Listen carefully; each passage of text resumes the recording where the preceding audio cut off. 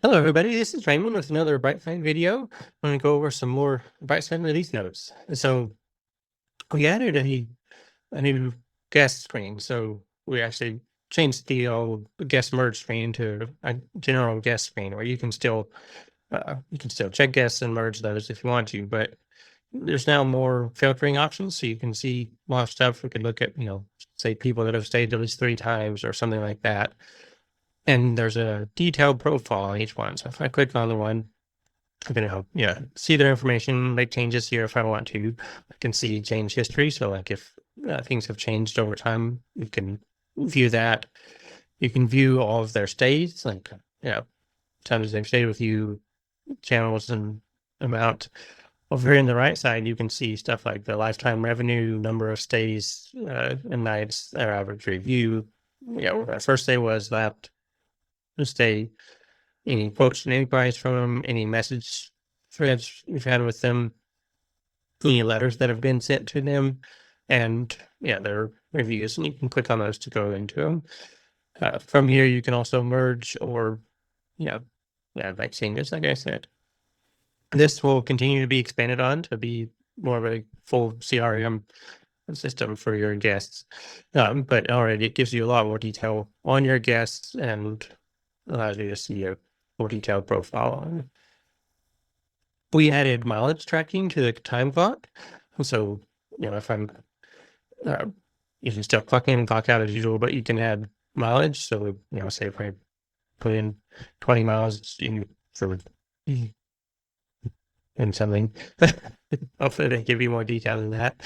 That will now be viewable when you're viewing our time cards and show the total miles each user has driven, so you can compensate them for that as needed. We redid or upgraded the check-in and check-out lists. So still pretty much all the same functionality, but there is some additional things that you can now filter if I just want to see, maybe, yeah, you know, everything except my guest stays that are checking in or something like that. I can do so. And as usual, you can click into these as usual. And this is now mobile friendly. So if I'm viewing it on a phone, you can see like it's much easier to manage on a phone now. We added the ability to customize your charges per channel. So if I've got, say this booking fee, if it was added to it automatically added, I can tell it to only add it on certain channels. Like, maybe I just want it on these channels, or I want it on everything except these channels. We can now do that, and it will,